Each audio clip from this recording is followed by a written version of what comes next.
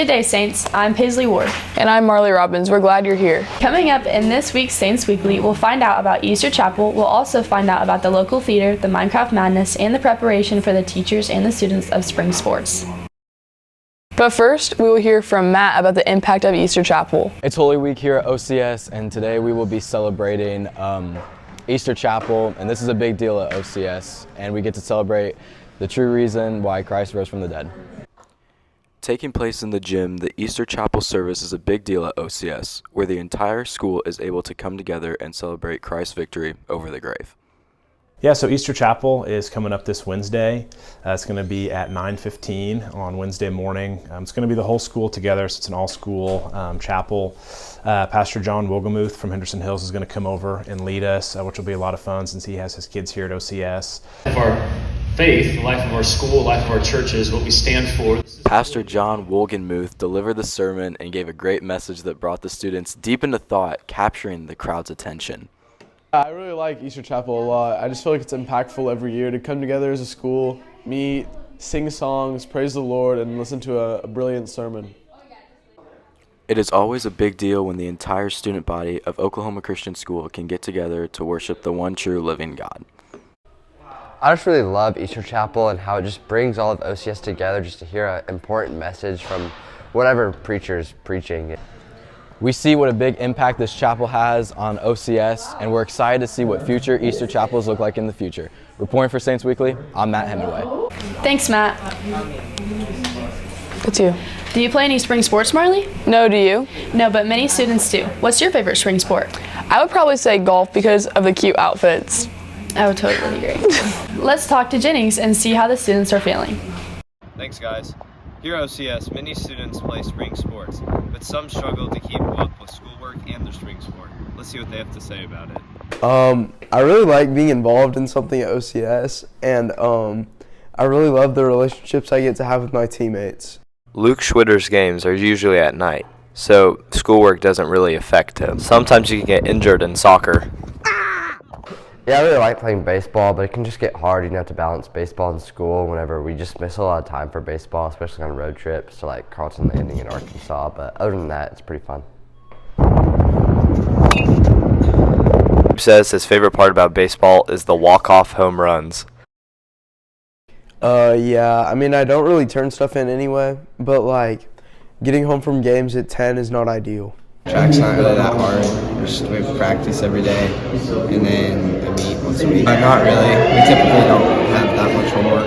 So Usually the long jump is the most crucial part in track. Hopefully in the future, these students pursue their spring sport and keep up with their good grades. Reporting for Saints Weekly, I'm Jennings Joe. Thanks, Jennings. Wow, it looks like they're pretty worn out. Hey, Marley, have you ever missed school for a sport? All the time. It's pretty hard to manage. What about you? Yes, I have. It's a lot of work to communicate with my teachers and to get a response. I totally agree. We talked with Addison to find out how the teachers are handling the students being absent. Spring sports can be overwhelming for not only students, but also teachers and staff. Many teachers have different ways of handling the chaos. During the Revolutionary War, so having a... Coach Maley has been a teacher and a coach for many years, despite this being his first year at OCS. He says he gets very little free time during track season, whether it is going to morning weights, teaching class, attending a track meet, or coaching athletes at practice. He coaches more specifically the throwers in track and field. Because of this busy season, he often finds himself taking some of his time off to prepare for the busy week. Last time I checked, there's only 24 hours in the day. So I have to figure out how to use those 24 hours the best I can. And that way I'm prepared for both things. Mrs. Huffman, one of our most adored OCS high school teachers, balances coaching, teaching, and also being a mom with 2 kids at home. This is her third and sadly her final year being a teacher and coach at OCS. She has coached middle school basketball and is currently coaching track. She says her daily schedule consists of constantly going from one priority to the next, making her life during track season all the more chaotic. Unfortunately, there's a lot of assignments on Google Classroom where I don't get to teach in person. So maybe it's better, maybe it's not. I don't know.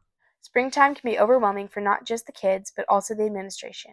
Loredia Stevens is the assistant principal at OCS. Whether it is sports activities, field trips, or big events, She says that it is one of the most difficult obstacles in protecting classroom time. She loves that students here at OCS get to participate in multiple sports, but she finds spring to be a tough time for everyone in the high school. Just supporting the teachers, letting them know that we're here for them and if there's anything that we can do to support them through the process, because we literally would not have spring sports if we didn't have teachers who are willing to coach. Stress levels are high, but teachers and admin are trying their best to stay present in the lives of both students and athletes. Hopefully they can keep up the good work and power through to the end of the season. Reporting for Saints Weekly, I'm Addison Ramsey. Thanks, Addison. Looks like the teachers are adjusting to a lot of work to make ends meet. So Marley, have you been feeling burnt out recently? Yes, I'm so ready for summer, but I'm getting nervous for finals. Well, luckily for us, there's only 4 weeks of school left. Let's hear from Ella about how the students are feeling as the year comes to an end. Students at OCS are getting more and more burnt out as the end of the school year is approaching. We talked to some students and staff members to see how they're really feeling about the ending of the school year. I'm not going to look at you. We're going to be talking like this. Yeah, I'm not here. Well, I'm so burnt out just because, like, I wake up every morning at the crack of dawn and I'm just, like, sleep deprived. I'm tired all the time. And I have, like, so many assignments. I have, like, a research paper in English and I don't know what's going on.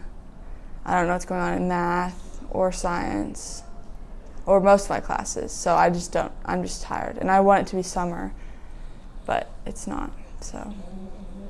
Maggie, along with the half of the school, has been struggling to stay motivated, and with sports, tests, and projects and other activities, it causes more stress and tiredness. I think it would be easier to point out the ones that aren't burned out because we're all burned out right now. Teachers, faculty, staff, everyone. We're tired and we can see the end in sight. So yeah, it's a problem trying to keep my motivation when no one else has any motivation. But I've done it 8 times before. I can do it again. Like Ms. Emmig, other teachers have been affected with burnout as well. They are trying to keep students engaged, but it's been difficult with students being absent all the time for sports and other extracurriculars. This causes the students to have more on their plate, ultimately resulting in more burnout. Throughout the school year, we all just are like worked to death, and then at the very end of the school year, we don't have very many breaks. We have spring break, but after that, we just don't have very many breaks besides a couple of like one-day like weekends, and then I think kids just like get tired and are ready for summer. And I also feel like the teachers assign more work by like the end of the year. After spring break, the assignments seem to build up quickly, and it is the main factor for students' burnout. They feel like they have no breaks and that they have so much work to do, and this is the reason they are getting so burnt out at the end of each school year. We hope to see students be able to persevere through the last weeks of school. Signing off for Saints Weekly, I'm Ella Cates. Thanks, Ella. What have you been thinking about this weather, Paisley? You know, it's kind of been between hot and cold. It's beginning to mess with my allergies. I totally agree. We speak with Jack on how this weather has been affecting the campus. During spring break here at OCS, there are 2 main places that students love to go: to the snow and to the beach. The 2 most popular vacation sites for students here at OCS in 2025 were the mountains and the beach.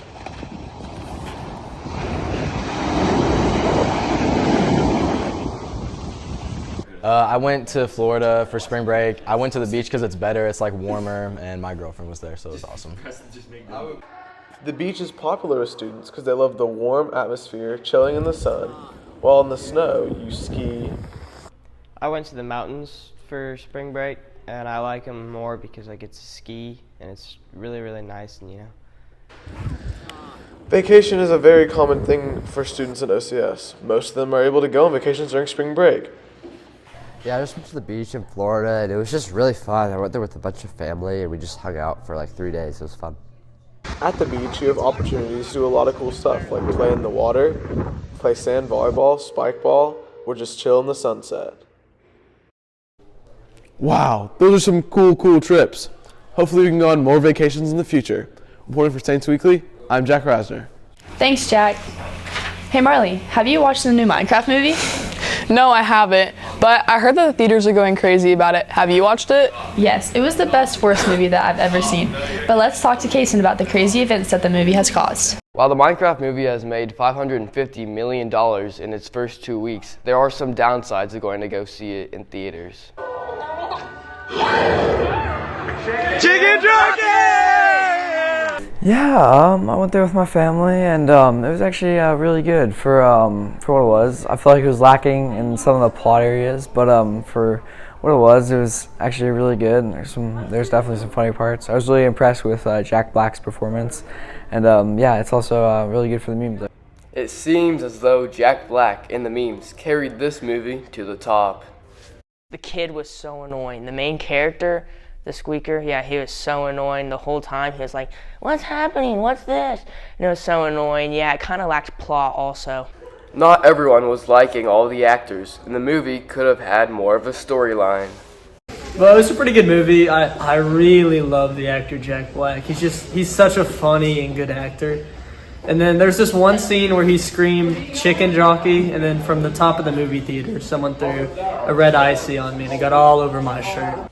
If you went to the movie in theaters, then you were signing up for anything to happen to you or to your stuff.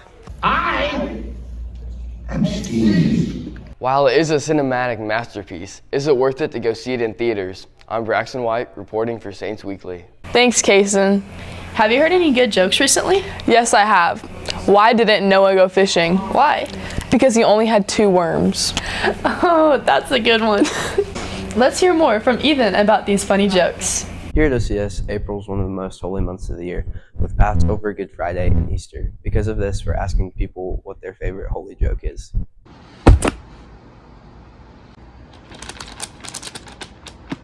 It's the season of Easter, and many students and teachers are in good spirits and have some great Bible and Jesus jokes ready to share. Let's see what the teachers could come up with. What did Adam say to his wife on the day before Christmas? What? It's Christmas Eve. Why wouldn't Pharaoh let the Israelites go? Why? He was in denial. And I'd love to. Hey Gabe, how does Jesus like his steak? How? He likes it well done, my good and faithful servant. Hey, do you know why they didn't play cards on Noah's Ark? Because Noah was standing on the deck. The teachers did have some pretty good jokes. Let's see if the students could come up with anything better. You're so fat that when God said, "Let there be light," you had to move over. What kind of man was Boaz before he got married? Ruthless. Why didn't Cain make a sacrifice that pleased the Lord? Why? Because he wasn't able. Why don't you tell an Easter egg a joke? Why? Because it might crack up. Clearly, the people here at OCS have a great sense of humor, and hopefully it will continue past April and the Easter season. Reporting for Saints Weekly. Thanks, Ethan. And thank you for joining us this week for Saints Weekly.